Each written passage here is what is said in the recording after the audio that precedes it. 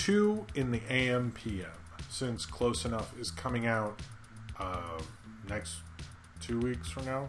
So, cool. 2 in the AM PM is an early short from J.G. Quintel. It is probably the short of his that we hear most talked about, particularly because of how it set up the development of Regular Show. Now, in terms of his life, kind of the bigger one that really set him off professionally would actually be the Naive Man from Lollyland, not this one. This one, although it did play at annual Spike and Mike's Sick and Twisted Festival Animation, the other one actually got him, like, Fred Seidberg became interested in him and helped him get an internship and a job, helped him meet Pendleton Ward, all these huge things. But 2 in the AM PM was still successfully sold it to Spike and Mike's Sick and Twisted Festival of Animation. It got put online.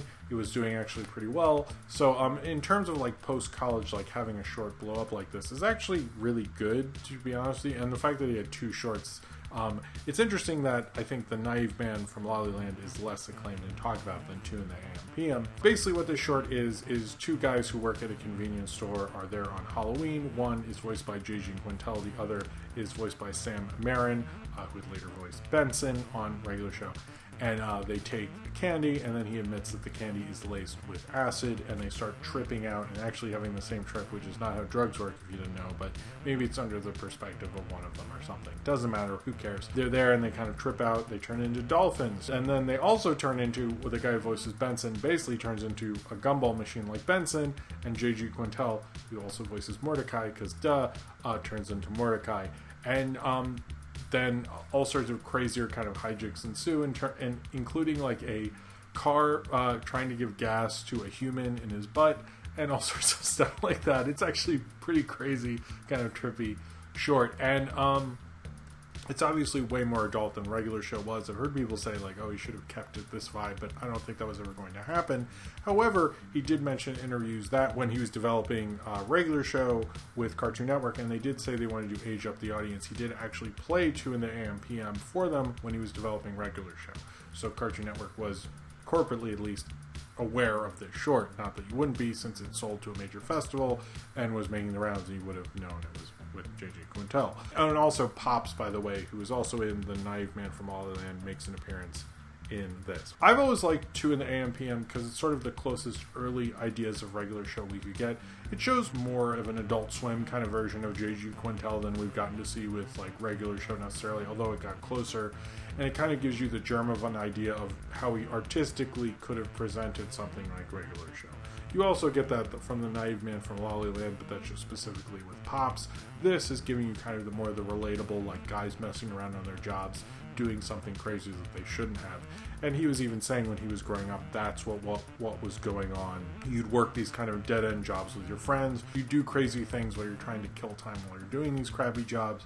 And I think that's something that you definitely see more so and expanded upon, obviously, throughout Regular Show. 2 in the AM PM is just kind of like you're working in a crappy convenience store with a gas station pump, and like how are you going to kill time? And obviously, you know, you probably like get stoned in the back or something. I don't know if you take acid. It's a little much, but it's a cool little short because much like a movie like Clerks or something, it's very relatable. You can be like, oh, I've worked behind a cash register and I've seen that kind of life before, and I remember hanging out with my friends and seeing stupid shit. And it's like seriously just like how Regular Show is. You know, it might go to a really extreme. I don't think you should really do acid while you're working, but it just reminds you of that potential, basically the idea of Regular Show, of Mordecai and Rigby kind of hanging out, getting in all sorts of crazy, fantastical situations. This is a little more, you know, it's explained away because they're on drugs. It's not because they unlocked something or, you know, accidentally like started zombies, or I Just Love the Movie Night was one of my favorites, or started like a video game monster, or, you know, ended up in space.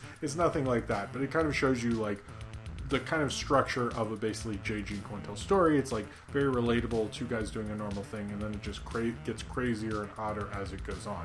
And as I've said in my Regularity of Regular Show video essay, which I refer to way too many times, is that he basically starts with a simple premise like a Felix the Cat cartoon. Felix is going to the bar and has to find his way home drunk, and then he ends up in like Egypt or something. It doesn't make sense, but you're into it, and that basically shows you the germ of an idea of J.G. Quintel would do. He'd make it far more relatable, although this shows his more how his more surreal tendencies and how he can keep his surreal tendencies sort of relatable while also being really fucking weird and having, a car want to give a human gas in their butt or something.